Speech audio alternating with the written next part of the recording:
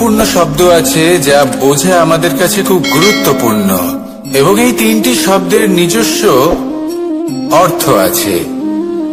প্রথম হলো সঙ্গবদ্ধতা, অর্থাৎ একসাথে মিলে কাজ করতে হবে, একসাথে মিলে পরিশ্রম করতে হবে, সামনে এগোতে হবে। এরকম করতে পারলে আপনার শক্তি বৃদ্ধি পাবে, আপনার ক্ষমতা বৃদ্ধি পাবে, আপনি এগোতে পারবেন এবং অনেক দূরে যেতে পারবেন। দ্বিতীয় হলো আত্মবিশ্বাস। হেরে যাওয়া বস্তুও আবার জিতে নিতে পারবেন। যদি আপনার নিজের আত্মবিশ্বাস থাকে তাহলে আপনি কখনো পরাজিত হবেন না। এবং তৃতীয় হলো অহংকার।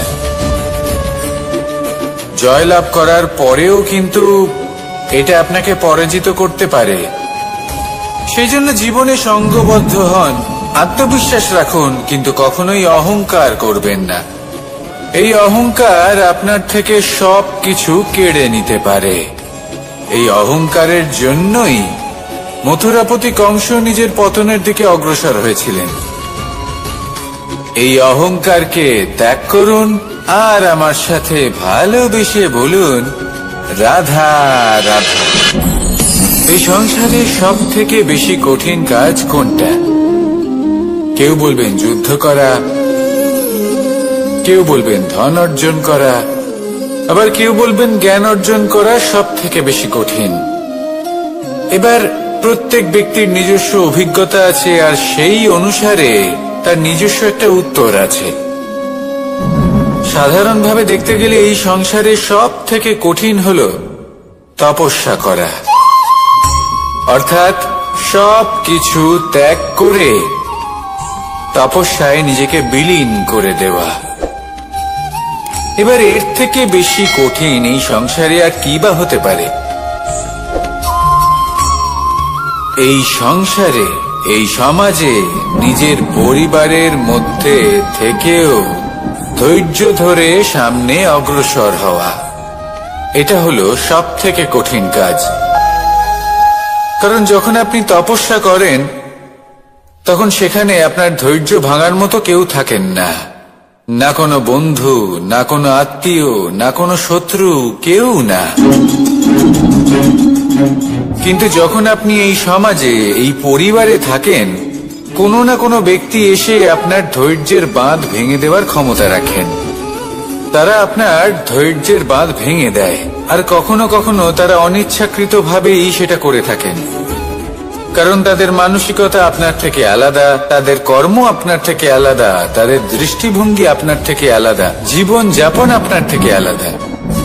সেক্ষেত্রে আপনি ধৈর্যচ্যুত হন, প্রসন্নতা আপনার থেকে ছিনিয়ে নেওয়া হয়।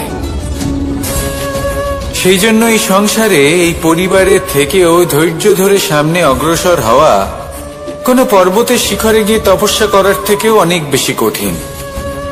আর যে ব্যক্তি এই সমাজেই, এই পরিবারে, সেই সকল মানুষের মধ্যে থেকে গিয়েও ধৈর্য ধরে অগ্রসর হতে থাকেন, যারা এই কাজটা শিখে নিতে পারেন, তারাই কিন্তু জীবনে আনন্দ লাভ করতে পারেন।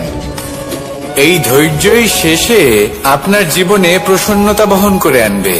তাই ধৈর্য ধরে জীবনের পথে অগ্রসর হন আর আমার সাথে ভালোবেসে বলুন, রাধা রাধা। আমরা যখনই কোনো গাছের চারা রোপণ করি তখন সবার আগে পরীক্ষা করে দেখি যে যেখানে আমরা চারা রোপণ করতে চলেছি সেখানকার মাটি আদৌ উর্বর কিনা, সেই মাটি সেই চারাকে বাড়তে সাহায্য করবে কিনা। যখন একটা চারা রোপণের আগে আমরা এত কিছু ভাবতে পারি, তাহলে কাউকে বিশ্বাস করার আগে আমরা কেন ভাবি না?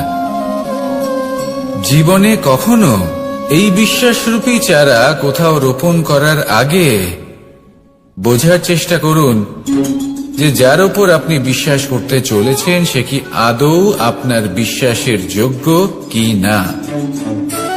ভেবে দেখুন সেই ব্যক্তি ভবিষ্যতে গিয়ে আপনার বিশ্বাস ভাঙতে পারে কিনা। এটাও ভেবে দেখুন যে যাকে আপনি বিশ্বাস করতে চলেছেন তাকে আপনি বিশ্বাস করলে নিজের জীবনের উদ্দেশ্যে আপনি অগ্রসর হতে পারবেন কিনা। আর তার জন্য প্রয়োজন সঠিক সিদ্ধান্ত, পরখ করা, কোনটা উচিত কোনটা অনুচিত সেটা বোঝা। আর তাতে কিন্তু আপনি সন্দেহবাতিক হবেন না, তাতে আপনি আরো নিপুণ হয়ে উঠবেন। তাই যদি আপনি নিপুণ হয়ে উঠতে চান তাহলে বোঝার চেষ্টা করুন, পরখ করে দেখুন, কোনটা উচিত কোনটা অনুচিত বুঝুন। আর বিশ্বাস তখনই করুন যখন আপনি 100% নিশ্চিত হবেন যে সে বিশ্বাসের যোগ্য। আসুন আমার সাথে ভালোবেসে বলুন, রাধা রাধা। রাধা কখনো কখনো আমার জন্য বড়ই সুগন্ধি আতর নিয়ে আসে, পারিজাত ফুলের মালা নিয়ে আসে আমার প্রসাধন করবে বলে, এবং আমার সব থেকে বেশি প্রিয় মাখন নিজে হাতে বানিয়ে আনে আমাকে নিজে হাতে খাইয়ে দেবে বলে, সবকিছু আমাকে প্রসন্ন করবে বলে। কিন্তু আপনি কখনো ভেবেছেন যে এই আতর কিভাবে বানানো হয়?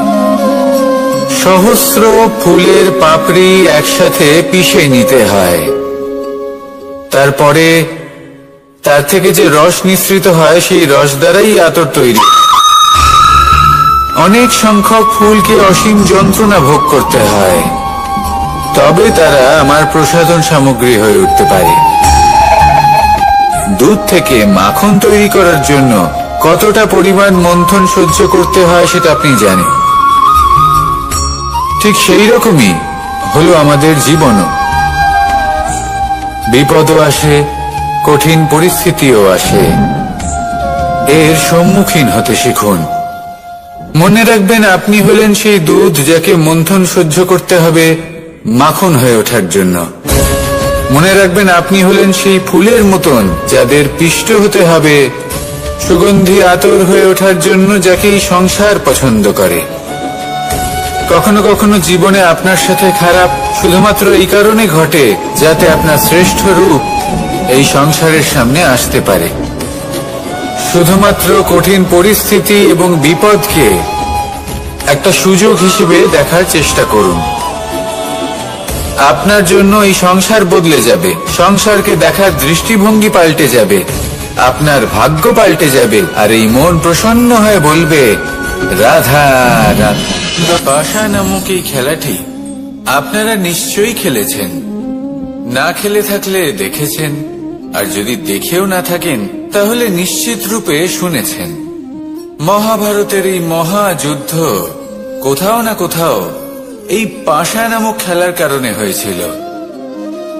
পাশার এই বিচিত্র খেলা, দান, এইসবের কারণে কেউ নিজের মাথায় রাজ মুকুট পরিধান করেছিলেন, আবার সেখানে পরাজিত হওয়ার জন্য কাউকে বনবাসও ভোগ করতে হয়েছিল।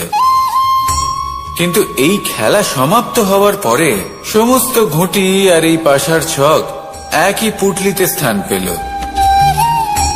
এটাই হলো আমাদের জীবন। এই সংসারে আমরা জয় পরাজয়ের বিষয়ে এতটাই ভাবি, এত চিন্তা করি যে এই জীবনের খেলার আনন্দটাই উপভোগ করতে পারি না। আর অবশেষে কি হয়? কেউ জয়ী হন, কেউ পরাজিত হন, কিন্তু দুজনেই একই স্থানে পৌঁছে যান। প্রত্যেক ব্যক্তি মৃত্যুর পরে একটি নির্দিষ্ট স্থানেই পৌঁছতে বাধ্য, কিন্তু ততক্ষণ এই জীবন, এই খেলা, তার আনন্দ উপভোগ করুন। এই সংসারে সেই ব্যক্তি শ্রেষ্ঠ স্থানে পৌঁছতে পেরেছেন যিনি এই সংসারকে প্রকাশ প্রদান করেছেন, যিনি কখনো জয় পরাজয় এই বিষয়ে ভাবেননি, শুধু এই জীবনের খেলার আনন্দ উপভোগ করেছেন। এটাই আপনিও করুন, আর আমার সাথে ভালোবেসে বলুন, রাধা রাধা। প্রত্যেক মানুষ নিজের জীবনে দুঃখ অনুভব করেন। প্রত্যেকের দুঃখ আলাদা হতে পারে। কারোর মনে এই দুঃখ থাকে যে সে তার বাবা মায়ের সব ইচ্ছে পূরণ করতে পারেননি। কেউ এটা ভেবে দুঃখ পান যে সে চিরকাল সদাচার করেছেন, সৎকর্ম করেছেন, কিন্তু তাও তাকে দুরাচারী বলে মনে করা হয়। কেউ এটা ভেবেও দুঃখ পান যে তার সামনে যে ব্যক্তি রয়েছেন তার চোখে তিনি শত্রু হয়ে উঠেছেন বা দুষ্ট হয়ে উঠেছেন, যেখানে তিনি হয়তো কোনো অনুচিত কাজই করেননি। এবার এই সমস্ত বিষয় নিয়ে ভেবে নিজের ব্যক্তিত্ব নিয়ে সন্দেহ প্রকাশ করবেন না। যদি নিজের ব্যক্তিত্ব নিয়ে কোনো সন্দেহ থেকে থাকে, তাহলে কর্ম সংক্রান্ত প্রশ্ন করুন যে আপনি যা করেছেন তাতে কি উচিত ছিল, কি অনুচিত ছিল। যেটা প্রয়োজন সেটা এটা বোঝার যে আপনার অন্তর্মন, আপনার বিবেক আপনাকে কি বলছে, আর আপনার অন্তর্মন আর আপনার বিবেক আপনাকে যেটা করতে বলবে শুধু সেটাই করুন। আর তারপরে এই সংসার কি বলবে, কি ভাববে সেসব নিয়ে ভাবতে যাবেন না, কারণ এই সংসার তো ঈশ্বরকেও প্রশ্ন করে থাকে, ঈশ্বরকেও দোষী মনে করে। কখনো কখনো যখন কোনো ঘটনা মানুষের ইচ্ছা অনুযায়ী ঘটে না, তখন মানুষ এটা বলে যে হে ঈশ্বর, আপনি আমার পাশে থাকলেন না, আপনি বড়ই কঠোর, এটা আপনার দোষ। যেখানে বেশিরভাগ সময় হয়তো সে নিজেই নিজের কর্মফল ভোগ করছে, আর কখনো কখনো ঈশ্বর হয়তো তার জন্য আরো ভালো কোনো পরিকল্পনা করে রেখেছেন, কিন্তু মানুষ এটা বুঝতে পারে না। তাই দিনের শেষে যেটা প্রয়োজন সেটা হলো নিজের মনের কথা বুঝতে হবে। আপনার বিবেক কি বলছে শুধু সেটাই করুন, আর সামনে এগোতে থাকুন। আমার সাথে ভালোবেসে বলুন, রাধা রাধা। পরিবর্তন, এটা হলো সৃষ্টির অমূল্য নিয়ম। এই সংসারে সবকিছু সময়ান্তরে পরিবর্তিত হয়, এই সময়ও পরিবর্তিত হয়। পরিবর্তন চিরকাল হয়ে এসেছে আর চিরকাল হতে থাকবে, কিন্তু এবার আমরা সেই পরিবর্তন কিভাবে লাভ করব যেটা আমাদের প্রয়োজন, যেটা আমরা চাই। আমরা জীবনে বিকাশ চাই। এই বিকাশ কিভাবে লাভ করতে পারি? এই প্রকৃতি কিন্তু আমাদের অত্যন্ত উত্তম উদাহরণ দিয়ে বুঝিয়েছে। একটি বিন্দুর উদাহরণ দিয়েছে যা ভবিষ্যতে একটা বিশাল নদীর আকার ধারণ করে। এটা কিভাবে হয়?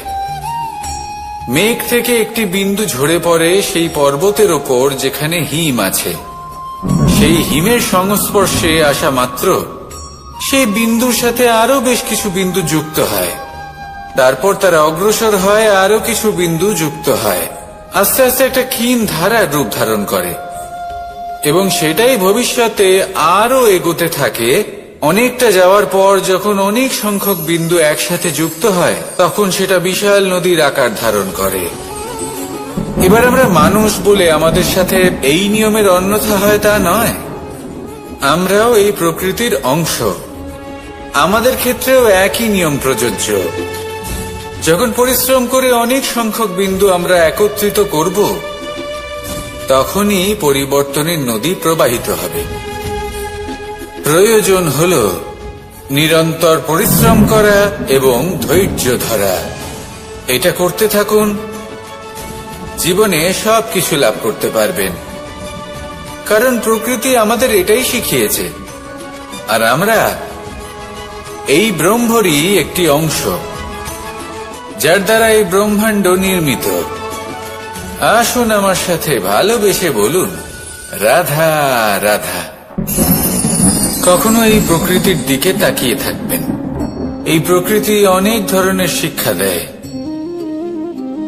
কোন একটা গাছকে দেখুন কিভাবে সে মাটি থেকে জল শুষে নেয়। সে ঝড় হোক বা হোক কড়া রোদ সব সহ্য করে এবং অবশেষে সে ফল ধারণ করে। আর সেই ফল উৎপন্ন করার পরে সে ফল কিন্তু সে নিজে গ্রহণ করে না, এই সংসারকে প্রদান করে, যাতে পশু পাখি মানুষ তারা এই ফল গ্রহণ করে শক্তিশালী হয়ে উঠতে পারে, সুস্থ থাকতে পারে। সেভাবেই নদী, সরোবর এরা নিজেরাও কিন্তু নিজেদের জল গ্রহণ করে না, মাটিকে প্রদান করে, পশু পাখিকে প্রদান করে। সূর্য নিজেও নিজের জন্য প্রজ্বলিত হয় না, সে প্রকাশ ছড়িয়ে দিতে চায় আমাদের সবার কাছে, সে আলো পৌঁছে দিতে চায়। এই প্রত্যেকের কর্মে পরমার্থ নিহিত আছে, আর সেই জন্যই এদের সকলকে পুজো করা হয়। তাই মনে রাখবেন, আপনার কাছে জীবন যাপনের অতিরিক্ত যা কিছুই আছে তা পরমার্থের জন্য। তাহলে তার সদ্ব্যবহার করুন আর আমার সাথে ভালোবেসে বলুন, রাধা রাধা।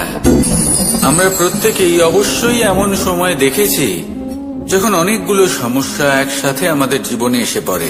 সমস্যা আমাদের প্রত্যেকের জীবনেই থাকে, আমরা তার সমাধান খুঁজতে চেষ্টা করি, কখনো সমাধান খুঁজে পাই, আবার কখনো যতই চেষ্টা করি না কেন কোনো সমাধান খুঁজেই পাই না। আর যখন এটা হয় তখন মানুষ অত্যন্ত বিচলিত হয়ে পড়েন। নিজের আত্মীয় স্বজন, নিজের বন্ধু বা সংসার, এদের ওপরে এই দোষ চাপিয়ে দেন যে এদের জন্যই এই সমস্যা এসেছে। এবার যদি আমি আপনাকে কোনো পরামর্শ দিই তাহলে এটাই বলবো যে দৃষ্টিভঙ্গি পাল্টে দেখুন। এই দৃষ্টিভঙ্গি দিয়ে দেখুন যে এই সংসারে যে সমস্যায় আসুক না কেন তার জন্য কেউ দোষী নয়, না আপনি না অন্য কেউ। এই পুরো খেলাটাই আপনার মানসিকতা, আপনার দৃষ্টিভঙ্গি, আপনার মনে। কিভাবে বোঝাচ্ছি, যখন আমাদের মন শক্ত থাকে তখন কঠিন থেকে কঠিনতর পরিস্থিতিও আমাদের জীবনে খুব বেশি হলে প্রতিস্পর্ধা হয়ে থেকে যায়। সেখানে যদি আমাদের মন দুর্বল থাকে তখন অল্প কঠিন পরিস্থিতিও আমাদের কাছে খুব বড় সমস্যা হয়ে যায়, তাই না? একটা শক্ত মন কঠিন পরিস্থিতিকে প্রতিস্পর্ধা হিসেবে দেখে আর তার মধ্যে ওটা সুযোগ খুঁজে নেয়। আমাদের শুধু এটাই করতে হবে। এই সংসারে অন্য কাউকে দোষী মনে করলে আপনার সমস্যা দূর হয়ে যাবে না। সেই জন্য এই সংসারকে দোষ দেওয়ার বদলে এই সমস্যার মূলে চলে যান, সেটাকে বুঝুন, নিজের এই মনকে শক্ত করে তুলুন। যদি আপনার মন শক্তিশালী হয় তাহলে এই সংসারে অনেক বড় বড় কঠিন থেকে কঠিনতর পরিস্থিতিও যদি আসে, আপনার জীবনে যতই বড় বড় সমস্যা আসুক না কেন আপনার লক্ষ্য লাভে বাধা দিতে পারবে না। আসুন আমার সাথে ভালোবেসে বলুন, রাধা রাধা। আমরা সবাই পাথর দেখেছি, পর্বতও দেখেছি, শুকনো পাতাও দেখেছি, শ্যামল বনানীও দেখেছি। কখনো ভেবেছেন পাথরের অস্তিত্ব কিন্তু ততক্ষণ পর্যন্ত যতক্ষণ সে পর্বতের গায়ে আটকে থাকে। যখন সেই পর্বত থেকে সেই পাথর ভিন্ন হয়ে যায় ও নিজের অস্তিত্ব হারিয়ে ফেলে। আস্তে আস্তে কখনো পাথর কেটে বা কখনো পিষ্ট হয়ে সেই পাথর আস্তে আস্তে মাটিতে পরিণত হয় এবং পূর্ণরূপে নিজের অস্তিত্ব হারিয়ে ফেলে। এটাই পাতার সাথেও হয়। এই পাতা যতক্ষণ গাছের ডালের সাথে যুক্ত ততক্ষণ তার অস্তিত্ব থাকে। যখনই ডাল থেকে বিচ্ছিন্ন হয় সেও নিজের অস্তিত্ব হারিয়ে ফেলে। আর এটাই আমাদের সাথেও হয়। যতক্ষণ আমরা নিজেদের আপনজনের সাথে যুক্ত থাকি আমাদের অস্তিত্ব বজায় থাকে। যখন আপনজনদের সাথে সম্পর্ক ছিন্ন করি তখন আমরাও আমাদের অস্তিত্ব হারিয়ে ফেলি। এবার এই সংসারের প্রত্যেক ব্যক্তি স্বতন্ত্র থাকতে চান, আর অনেক ব্যক্তি স্বতন্ত্র থাকবেন বলে আপনজনদের দূরে করে দেন আর তাদের সাথে এই সম্পর্ক ছিন্ন করেন। এটা কি সত্যি প্রয়োজন? আপনজনদের সাথে সম্পর্ক ছিন্ন করে নিজের অস্তিত্ব হারিয়ে ফেলা প্রয়োজনীয়, নাকি আপনজনদের সাথে সম্পর্ক বজায় রেখে নিজেদের স্বতন্ত্র করে রাখা সেটা আবশ্যক? নির্বাচন আপনারই। আসুন আমার সাথে ভালোবেসে বলুন, রাধা রাধা। আপনি কি কখনো নৌকা যাত্রা করেছেন? করে না থাকলেও নিশ্চয়ই দেখেছেন যে এই জল, যা নিজের অন্তরে সব কিছু সমাহিত করে নিতে পারে, এই নৌকা সেই জলের ওপরেই ভেসে থাকে। নদীর স্রোত কাটিয়ে সে সামনে অগ্রসর হয়। কিন্তু যদি এই নৌকায় কোনো ছিদ্র হয়, তাহলে কিন্তু সেই নৌকা ডুবে যাবে। আর এতে কোনো তফাৎ হবে না যে সেই ছিদ্র ছোট নাকি বড়, নৌকা ডুবে যাবে। এই ছিদ্র হলো আমাদের জীবনে আমাদের অপগুণ, আমাদের দোষ, আমাদের বিকার। কখনো এটা ভাববেন না যে এই দোষ খুবই ছোট, এতে কিছুই যাবে আসবে না। না, সেই ছোট দোষ, সেই ছোট বিকার, যদি সেটাকে শুধরে না নেন, তাহলে সেটা আপনাকে আপনার পতনের দিকে নিয়ে যাবে। শেষ পর্যন্ত এটা আপনার উপর নির্ভরশীল যে আপনি কি চান। আপনার জীবনের এই নৌকা এভাবেই ডুবে যেতে দেখবেন, নাকি নিজেকে শুধরে নিয়ে সেই নৌকার সেই ছিদ্রটাকে ভরিয়ে তুলতে চাইবেন? নির্বাচন আপনার। আসুন আমার সাথে ভালোবেসে বলুন, রাধা রাধা। জল, জলই পৃথিবীতে বেঁচে থাকার জন্য আবশ্যক তো বটেই, কিন্তু এই জল আমাদের একটা অত্যন্ত গুরুত্বপূর্ণ শিক্ষা প্রদান করে। কখনো এই জলকে দেখেছেন? যে পরিস্থিতিতেই এই জল প্রবাহিত হোক না কেন, এর উপর যা কিছুই প্রভাব থাকুক না কেন, এর পথে যতই বাধা আসুক না কেন, তার মধ্যে থেকে ও নিজের পথ ঠিক বের করে নেয়, কিন্তু নিজের প্রবাহ থামতে দেয় না, ক্রমাগত অগ্রসর হতে থাকে। সেরকমই একটা শিক্ষা যেটা আমরা জল থেকে পেয়ে থাকি, তা হলো এটা: আমরা যখন জলের দিকে তাকাই, তখন আমরা নিজের প্রতিবিম্ব দেখি, স্পষ্টভাবে দেখতে পাই। কিন্তু তখনই দেখতে পাই যখন এই জল শান্ত থাকে, স্থির থাকে। যদি এই জল অশান্ত হয়ে থাকে, স্থির না হয়, তাহলে আমরা এতে নিজের প্রতিবিম্ব দেখতে পাই না। এটাই আমাদের মনের সাথেও হয়ে থাকে। যখনই জীবনে কোনো সংকট আসে, যদি আমরা শান্ত মনে, স্থির মনে সিদ্ধান্ত নিই, তাহলে সেটা এমন একটা শীতল সিদ্ধান্ত হবে যেটা আমাদের ভবিষ্যৎকে একটা শ্রেষ্ঠ স্থানে নিয়ে যাবে। যদি এই মন অশান্ত হয়, বিচলিত হয়, পীড়িত হয়, দুঃখিত হয়ে থাকে, রুষ্ট হয়ে থাকে, তাহলে অনেক সময় আমরা এমন সিদ্ধান্ত নিই যেটা আমাদের জন্য অনুচিত প্রমাণিত হয়। যখন আপনি ক্রুদ্ধ ছিলেন বা দুঃখের বশে ছিলেন, তখন অনেক সময় হয়তো এমন সিদ্ধান্ত নিয়েছেন যেটার জন্য ভবিষ্যতে আপনি অনুশোচনা করেছেন। এবার দেখুন, এই আবেগগুলো থেকে আমরা পালাতে পারবো না, কিন্তু এই আবেগগুলো আপনার উপর কতটা প্রভাব ফেলবে সেটা আমরা অবশ্যই ঠিক করতে পারি। এই মনকে আমরা নিয়ন্ত্রণ করতে পারি। এটাই করুন, চিন্তা করুন, এই মনকে শান্ত রাখুন, স্থির হতে চেষ্টা করুন, আর তারপরে সিদ্ধান্ত নিন। আসুন আমার সাথে ভালোবেসে বলুন, রাধা রাধা। এই সংসারে ভৌতিক বস্তুরও নিয়তি আছে। যারাই এই সংসারে আসে বা উৎপন্ন হয়, তারা কিছুমাত্র সময় পর্যন্তই এখানে থাকতে পারে, আর তারপরে সেও লুপ্ত হয়ে যায়। অর্থাৎ সে নিজেও এই পঞ্চমহাভূতে সমাহিত হয়ে যায়। আমাদের সাথেও ঠিক এটাই হয়। সেই জন্যই ঈশ্বর দ্বারা প্রদত্ত এই উপহারের বিষয়ে ভাবুন, এই জীবনের বিষয়ে ভাবুন। ঠিক যেমন বিশ্বাস ভঙ্গ হলে কোনো ব্যক্তি আমাদের কাছে অপরিচিত হয়ে যান, ঠিক সেরকমই শেষ নিঃশ্বাস ত্যাগের পর এই শরীরও আমাদের কাছে পরই হয়ে যায়। তাই এই শরীর থাকাকালীন শ্রেষ্ঠভাবে একে সদ্ব্যবহার করুন। এই জীবনে শ্রেষ্ঠ কর্ম করুন। আর এই জীবনকে শ্রেষ্ঠভাবে যাপন করার জন্য কিছু কথা বোঝা প্রয়োজনীয়। যদি আপনি কারোর প্রশংসা করেন তাহলে পূর্ণ হৃদয় দিয়ে করুন। যদি আপনি হস্তক্ষেপ করে থাকেন তাহলে মস্তিষ্ক দ্বারা করুন। যদি আপনি সমীক্ষা করেন তাহলে বিবেক দ্বারা করুন। যদি আপনি ধন অর্জন করতে চান তাহলে নীতি অনুসারে চলুন। যদি জীবন যাপন করতে চান তাহলে রীতি মেনে করুন।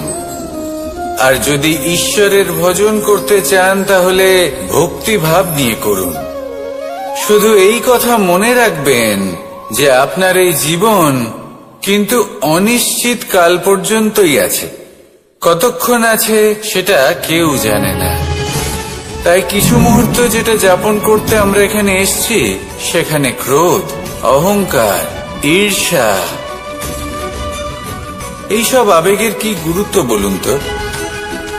এগুলো ত্যাগ করুন। মানুষকে ক্ষমা করতে শিখুন। আস্তে আস্তে বিশ্বাস করতে শিখুন। এই সংসারে নিঃস্বার্থভাবে প্রেম করতে শিখুন আর সবার মধ্যে আনন্দ বিতরণ করুন। তাই এই সব গুণ যদি আপনি আত্মসাৎ করতে পারেন তাহলে আপনার জীবনে শুধু আনন্দ এবং আনন্দই বিরাজমান হবে। আসুন আমার সাথে ভালোবেসে বলুন, রাধা রাধা। এবার কখনো কখনো জীবনে আমাদের মনে হয় যে চতুর্দিকে শুধুমাত্র অন্ধকারই হয়ে আছে। প্রত্যেকেরই তা কখনো মনে হয়। আর তখনই আমাদের নিরাশ হলে চলবে না, আমাদের দুঃখী হলে চলবে না। সেই সময় আমাদের খুঁজতে হবে নিজেদের আশেপাশে, চতুর্দিকে আর কোথাও না কোথাও আমরা প্রকাশ অবশ্যই দেখতে পাব। আশার একটা কিরণ অবশ্যই দেখতে পাব। কেউ এমন একটা কর্ম করেন যেটা দেখে আমরা প্রেরিত হয়ে যাই। আর এমন কোনো কর্ম যদি আপনারা করেন তাহলে সেই কর্ম আপনার মনকে প্রসন্ন ভাব, আনন্দ এবং ভালোবাসার দ্বারা ভরিয়ে তুলবে। আপনার অন্তরের সেই অন্ধকারের অন্ত করবে, দুঃখেরও অন্ত করবে। আর এই মন প্রসন্ন ভাব নিয়ে বলবে, রাধা রাধা। দেখতে গেলে এই সংসার বড়ই সুন্দর, কিন্তু আসল সত্যি এটাই যে সংসারে সবকিছু নশ্বর। যেটা কাল ছিল তা আজ নেই, যা আজ আছে তা কাল ছিল না, আর যা আজ আছে তা কালও থাকবে না। প্রত্যেক মানুষকেই যথাসময়ে কালের কাছে মাথা নত করতে হয়। এই রূপের বিনাশ করে বার্ধক্য, প্রাণের বিনাশ করে মৃত্যু। আলস্য, ঈর্ষা ধর্মের বিনাশ করে, আর ক্রোধ বিনাশ করে সম্পর্কের। কিন্তু এরকম একটা অনুভূতি আছে যা একাই সমস্ত গুণ বিনাশ করতে সক্ষম হয়, আর সেটা হলো অহংকার। তাই জ্ঞানকে নিজের কাছে আসতে দিন, কিন্তু অহংকারকে কখনোই নয়। কারণ যদি এই অহংকার আপনার কাছে চলে আসে তাহলে জীবনে যা কিছু আপনি অর্জন করেছেন, তা সে গুণ হোক বা হোক ধন, সে বন্ধু হোক বা হোক আনন্দ, সবকিছু শেষ হয়ে যাবে। রাধা রাধা। এই পাথর দেখতে পাচ্ছেন আপনি? কত গোল, কতটা চকচকে। বাচ্চাদের অনেক সময় এটা নিয়ে খেলতে ভালো লাগে, আর কেনই বা লাগবে না। কতটা সুন্দর আর মসৃণ এটা। কিন্তু আপনি কি কখনো ভেবে দেখেছেন এই পাথর আগে কি ছিল? কোনো বিশাল আকার পর্বত, কোনো বিশাল আকার পাথরের একটা বড় ভেঙে যাওয়া অংশ বিশেষ, যেটা কোনোভাবে নদীতে পড়ে নদীর ধারার সাথে বইতে থাকলো, মাটির সাথে ঘর্ষণ হলো, বালির কণার সাথে ঘর্ষণ হতে থাকলো, আর তারপর ধীরে ধীরে এই আকার পেল। এবার আমরাও এই পাথরের মতোই। তাই মনে রাখবেন, আপনার ব্যক্তিত্ব, আপনার এই স্বরূপ ঈশ্বরের দেওয়া কখনোই নয়। হ্যাঁ, প্রকৃতি অবশ্যই আপনাকে জন্ম দিয়েছেন, কিন্তু আপনি নিজে নিজের ব্যক্তিত্বের রচয়িতা, আর আপনি তা রচনা করেন কঠিন পরিস্থিতির মুখোমুখি হয়ে, সংকটের ধারা পার করে। তাই আপনিও এই পাথরের মতো নিরন্তর চেষ্টা করতে থাকুন, নিজের অস্তিত্ব বজায় রাখুন, এই অস্তিত্বকে মহান করতে থাকুন, আর আমার সাথে ভালোবেসে বলুন, রাধা রাধা। বর্ষাকালে যখন ভয়ানক বৃষ্টি হয়, তীব্র গতিতে যখন হাওয়া চলে, তখন আপনি নিশ্চয়ই দেখেছেন যে পাখিরা, যাদের বাসা মাঝে মাঝে ভেঙে পড়ে, নষ্ট হয়ে যায়, কিন্তু আপনি কি কখনো সেই পাখিদের বিলাপ করতে দেখেছেন? কখনো নয়। যখনই সেই বৃষ্টি থেমে যায়, তারা আবার একটু একটু করে খড়কুটো জোগাড় করে তাদের বাসা বানিয়ে ফেলে, নিজের সংসার সেই রকমই বানিয়ে দেয় যেমন আগে ছিল। এমন কেন? কারণ এই ঝড়ের তাণ্ডবের সাথে সেই পাখিদের কোনো বোঝাপড়া করারই নেই। তারা শুধু সেটাই করতে থাকে যেটা তাদের হাতে আছে, আর সেটাই হলো, আর এটাই হলো সুখী জীবনের মূল মন্ত্র। যেটা আপনার হাতে নেই, তা নিয়ে বিলাপ করে আপনার কোনো লাভ হবে না। মনোসংযোগ তাতেই করুন যা আপনার হাতে রয়েছে। যা বদলে গেছে তাকে আপনি আবার বদলাতে পারবেন না, কিন্তু যা আপনি বদলাতে পারবেন তাতে মনোসংযোগ করুন। এই জীবনে একটু ধনাত্মক হয়ে উঠুন, দেখবেন সব শুভ হবে। রাধা রাধা।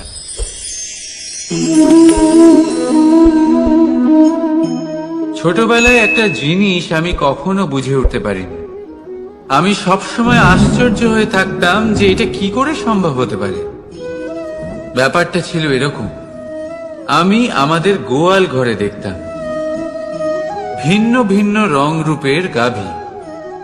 কারোর রং কালো তো কারোর রং সাদা, কেউ খয়েরি তো কারোর রং বাদামি। এবার আমি দেখতাম কারোর কারোর শিং বড় তো কারোর এত ছোট যে দেখাই যায় না। কোনো গাভী আকারে ছোট ছিল তো কেউ একটু বড়, কিন্তু যখন সেই সব গাভী দুধ দিত, তখন আমি দেখতাম সেই সব দুধ সমান, রং সমান, স্বাদ সমান, গুণও সমান, আর সমান পুষ্টিও। এবার আমি এটা বুঝতে পারতাম না।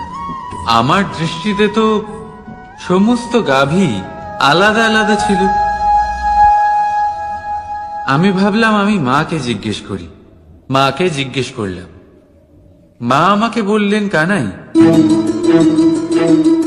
রং রূপ পাল্টালেও গাভীদের বাস্তবিকতা তো পাল্টায় না, গাভী তো গাভীই থাকবে। এবার আমি এটা বুঝতে পারি না যে মানুষ এটা আত্মসাৎ কেন করতে পারে না। দেখুন, রং, রূপ, জাত, ধর্ম, ভাষা, এই সবের উপরে হলো মনুষ্যত্ব। আর মনুষ্যত্বের একটাই ধর্ম, আর সেটা হলো প্রেম।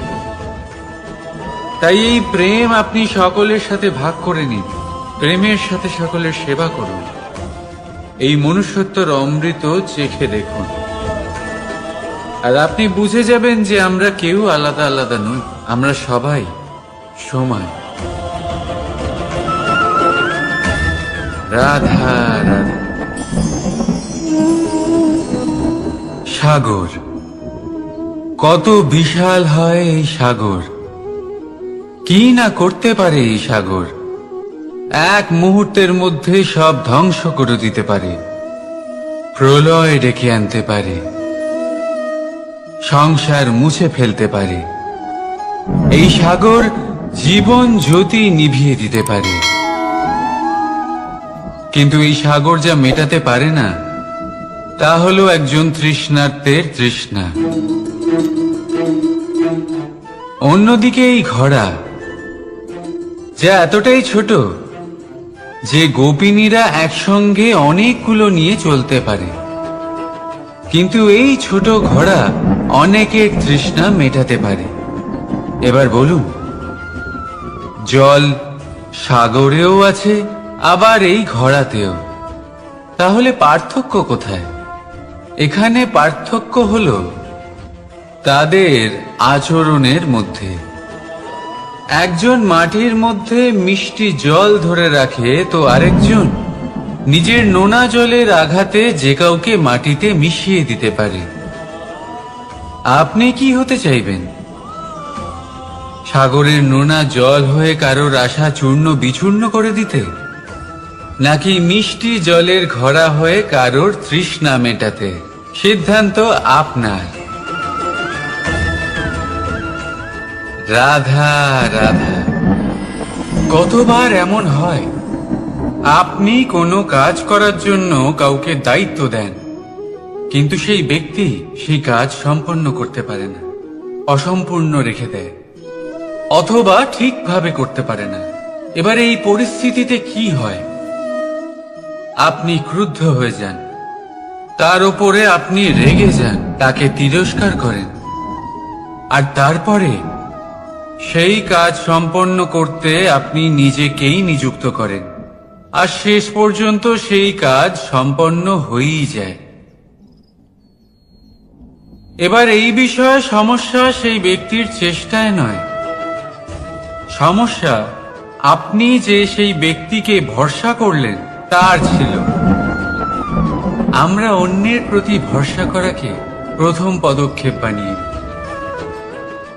আর নিজের উপরে বিশ্বাসকে শেষ সম্বল। কিন্তু তার বদলে এটাই হওয়া উচিত যে নিজের উপরে ভরসাকে আমরা প্রথম পদক্ষেপ বানাই, তাকে নিজের সহায় মানতে হবে। যদি আপনি এমন করেন, তাহলে পরিণাম আরো সুখকর, আরো আনন্দদায়ক হবে। তাই মনে রাখবেন, এই সংসারে আপনার সব থেকে বড় ভরসা আর কেউ নেই। এই সংসারে আপনার সব থেকে বড় রক্ষাকর্তা আর কেউ নেই, বরং আপনি নিজেই। রাধা রাধা। আসুন আপনাকে একটা প্রশ্ন করছি, সোনা আর লোহার মধ্যে তফাৎ কি? এবার বেশিরভাগ লোকের উত্তর এটাই হবে যে সোনা বহুমূল্য, সোনার মূল্য লোহার থেকে অনেক বেশি। এটা ঠিক, কিন্তু আমাদের এটা বলা ঠিক হবে না যে সোনা আমাদের সাজগোজের কাজে লাগে, আমাদের আরো বেশি সুন্দর দেখায়। অন্যদিকে লোহা সেই সৈনিকদের ঢাল ও তলোয়ার হয়ে তাদের রক্ষা করে, যারা আমাদের প্রাণকে রক্ষা করেন। এই সৈনিক না থাকলে আমাদের প্রাণও থাকবে না। এবারে বলুন, সোনার মূল্য বেশি হওয়াতে কি লোহার মূল্য কমে যায়? কখনোই নয়। ঠিক সেইভাবে এই জীবনে আপনি যতই চেষ্টা করুন, কিছু না কিছু এমন থেকে যাবে যা আপনি কখনোই পাবেন না, আর সেই কারণে নিজেকে অক্ষম মনে করা অনুচিত। হতে পারে আপনার কাছে সেই গুণ আছে যেটা সংসারে আর কারোর কাছে নেই। সেই গুণটাকে চিনুন, সেটাকে বাড়ান, আর সেটাকে ব্যবহার করুন। তাই মনে রাখবেন, সংসারে প্রত্যেকটা ব্যক্তি বিশেষ হয়, আর এই সংসারে সবাই সবকিছু পায় না। নিজেই দেখে নিন, সোনাকে যে দোকানে সাজিয়ে রাখা হয়, সেই দোকানের তালা লোহা দিয়ে তৈরি হয়।